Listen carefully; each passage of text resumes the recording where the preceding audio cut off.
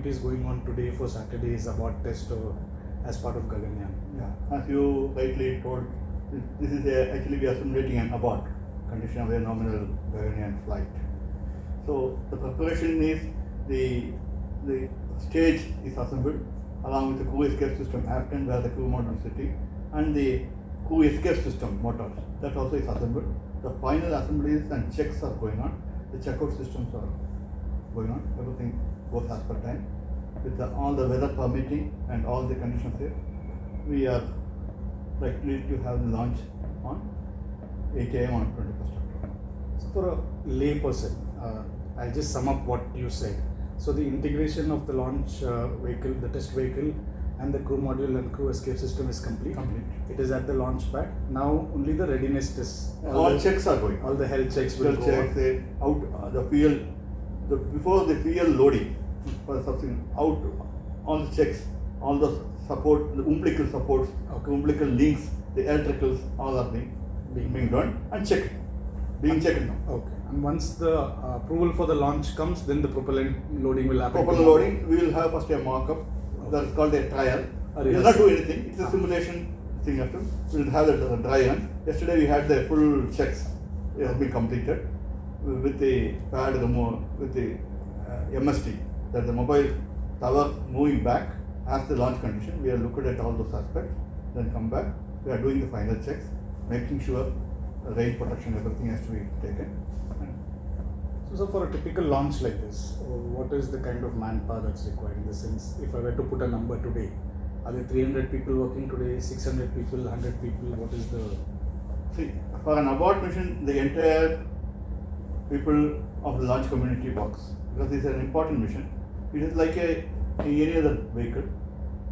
There is a liquid stage, so obviously LPSC and FRC will come into the stage, and VSSC will do all the design checks, the inter-stages design. So if you put a ball figure, 1,000 people, like a launch vehicle, all the way, because there are so many systems in this. The crew escape system itself is new. Correct. So there are so many designs in this. And the mission, so on the entire spectrum of the mission, people and aero will work on this.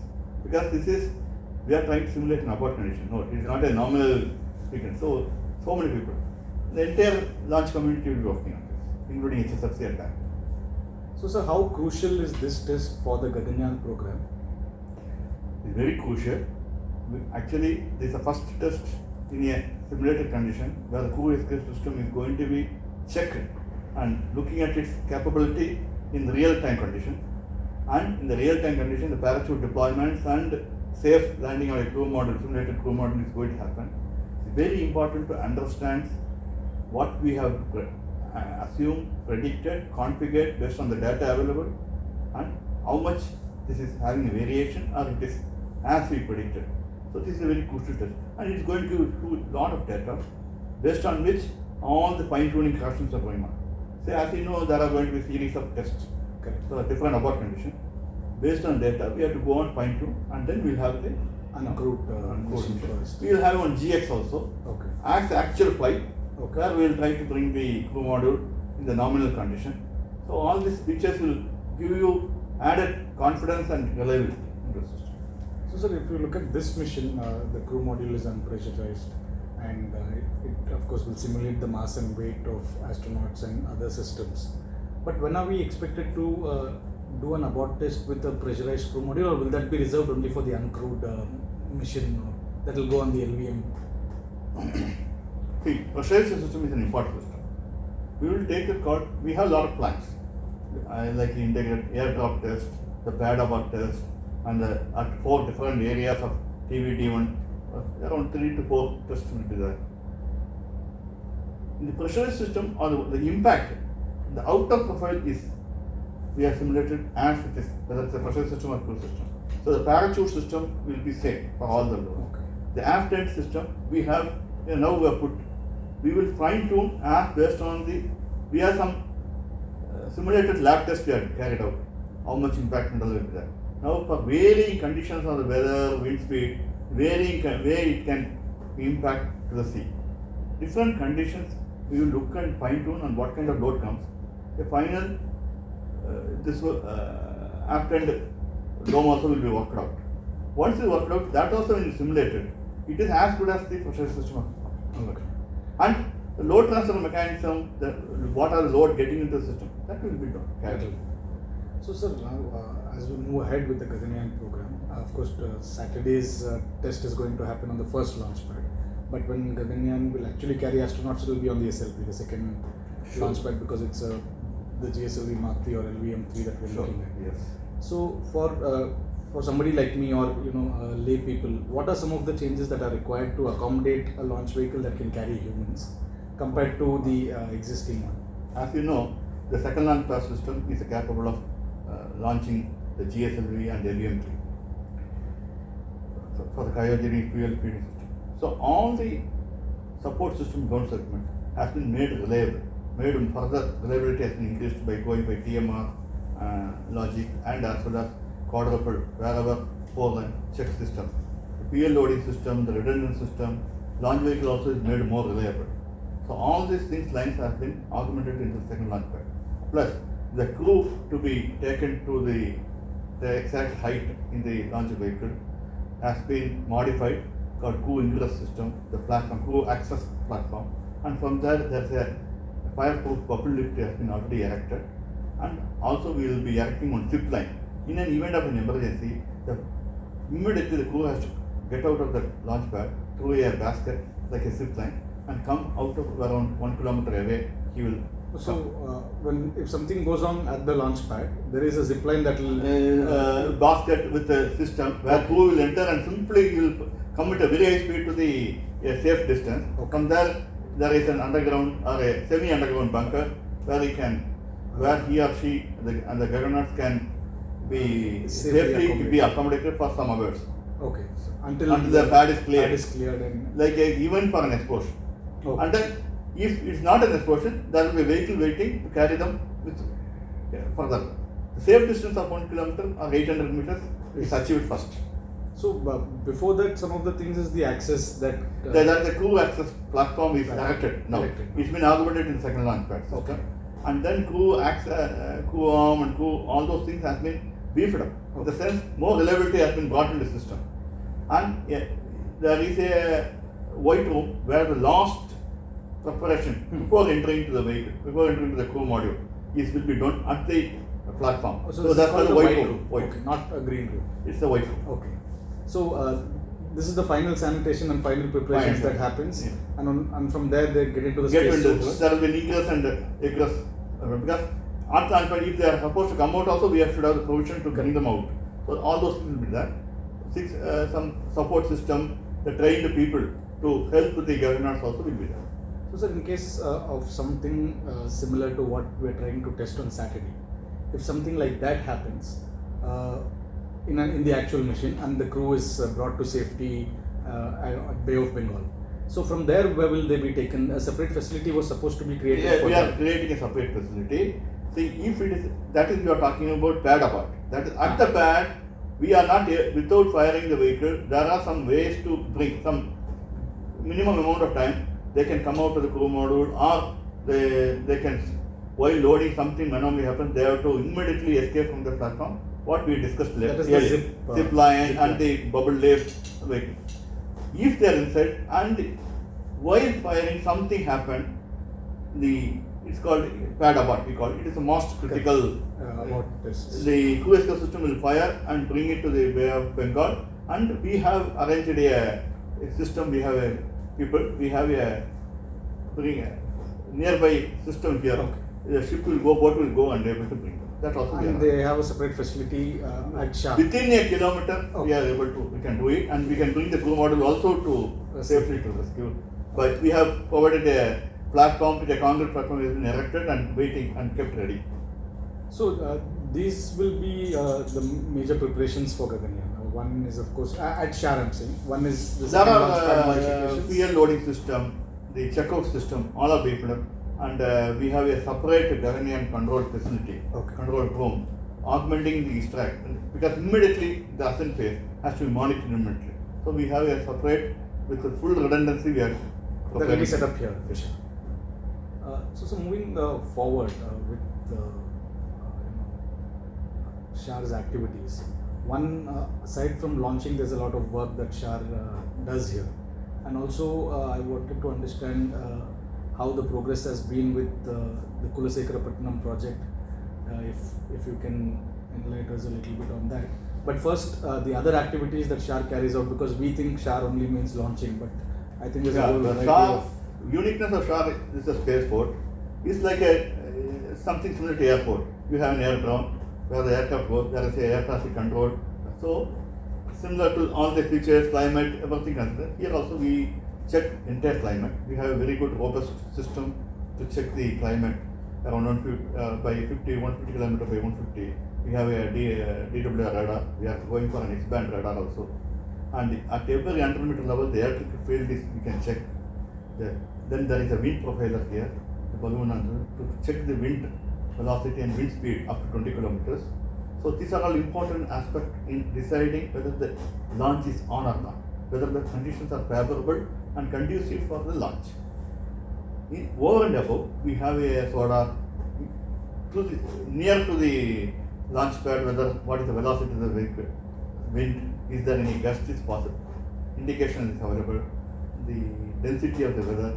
These are all important in wind biasing the vehicle control systems. So this is very robust here. Along with that, the real-time system, the communication system, we have to reference to the global time system, very synchronized with that. Then based on the weather, traffic which is given by ISTRAC, they study in the space so much traffic is that we understand all those things. Do an SSA assessment. Do an SSA assessment here. And all the tracking radars, both ISTRAC and this one, pointing to track this radar, get the telecommand. We have to give the telecommand. This is also in position. This is a continuous throughout the year activity, which is, so that launch vehicles getting ready. It's like an airport getting ready to receive an airport or aircraft to lift off. These things we do. Then we have a very unit for launch vehicle assembly. Beside launch vehicle assembly and launch fueling system here, we have solid motor fabrication system. As you know, solid motors are designed by VSSC and so on. And the entire activity of processing the propellant and the shells which is designed and comes from industries. Then we process through industry, they line the motors and we do the propellant casting. Okay. Propellant material support around 200 tons. For LVM3, each motor is 200 tons. So a segment of 100 tons are cast. So that's a huge power. Around 100,000 people work here with outsourcing to the industry, and they do it in a day. So great, sir. So for day after, how does the weather forecast look as of today, as of now? You know, this month there is a imminent cyclone, and favorably the weather gods are looking at favorably. It is getting delayed. The Bay of Bengal likely to happen up around 22nd or 22nd evening. So we have a time. So already vehicles ships are getting into positions. Okay. So everything looks favorable. So the ships would be about 10 to 12 kilometers. Yeah, around 10 kilometers ideal. They'll have to be from a safe distance. Safe distance of both side. North and south you have to look, because the vehicle is good and the wind favorable, wind speed, wind velocity, wind direction, everything you should consider, and we arrived at 10. We work out various 3 sigma things, and which are the places each item can be. Okay. Because you have to have a first stage. We'll have 3 impacts. One is the stage, L100, I think. L40 stage, and crew module stage, and the crew escape system. And what we need to recover is the crew module. So crew escape system is dispensable. It also will fall further away. Correct, but that will not do. That you can rebuild. It will go down. So it will sink into the sea bed. Okay, it will sink into the sea. Because it's heavy. So sir, now when we look at this test, and then you were also speaking about some of the other important tests to be done, and Chairman was telling me earlier this year that we'll have to redo the pad abort test, because there was one PAT that was conducted, but now with configurations having changed and all that. So what is the kind of timeline we're looking at for some of these tests before the actual uncrewed mission happens? Because there will be multiple of these abort tests that are important first. Yeah, you would have noted now. By December, we can have an integrated aircraft test. But it all depends upon what is the feedback they are getting it from here. Correct. So we have to, any fine tuning is called for all this, because we can't simply do a test for the sake of doing test. Correct. So what we are going to get out of the test.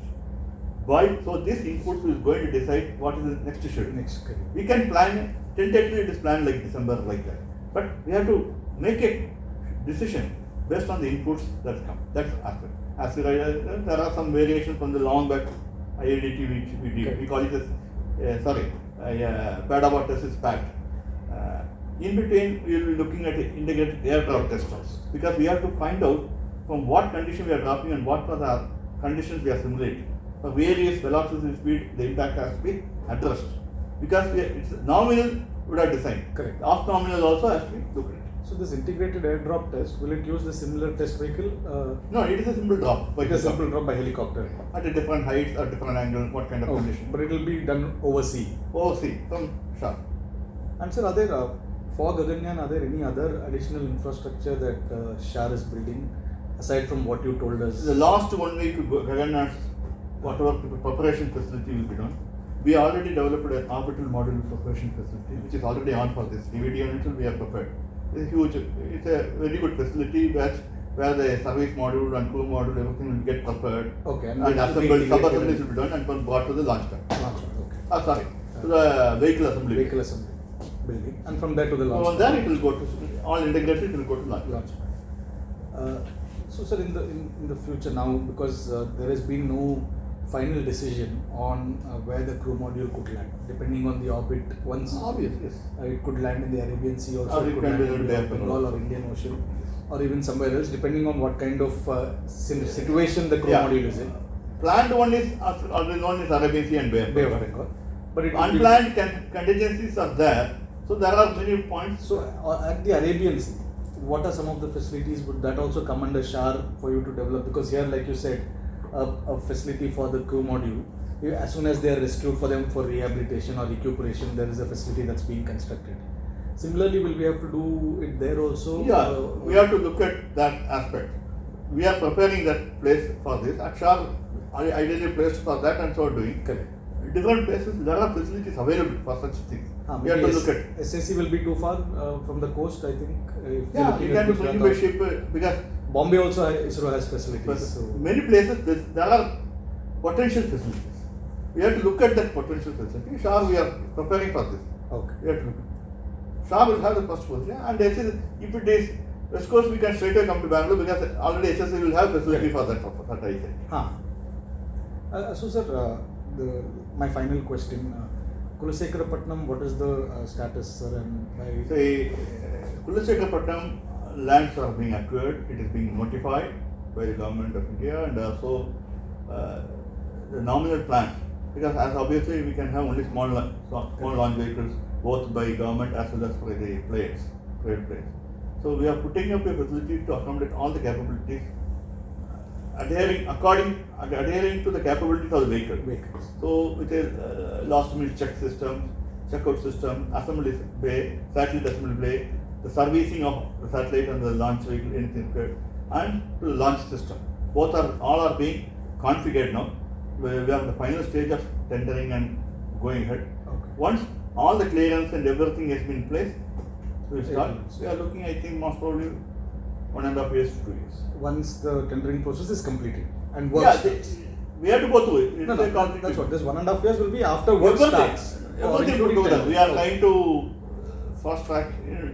We are working out in a system so that we are getting it very fast. Fantastic. 1.5 years, I think, is a great timeline for given that some private industries will also be slightly ready by that time. Every ecosystem will go parallelly to that. That's what our idea. My personal view is everything has to go parallelly, so that can be, so that all are getting ready in real time. This doesn't mean that today you tell, tomorrow you can do something. It's not that way. Everybody, each player, as a part of government, ISRO will have its way of doing things. Because the policy and the startups and the players who want to do a launch, what kind of system they want, that also has to be addressed and kept in mind. So everything good. When this is being done, they also will have some facility to start doing things. So that also will take time. So it has to jive, synchronized manner it has to. So sir, thank you so much. I know it's just 2 days before an important launch for taking the time out, and hope the weather continues to be as favorable and we get to see the abort test on Saturday. So hopefully I'll see you on Saturday if the media is invited, otherwise another time. So thank you so much. Thank you. Subscribe to our YouTube channel. Don't forget to like our videos and hit the bell icon to stay updated with the latest.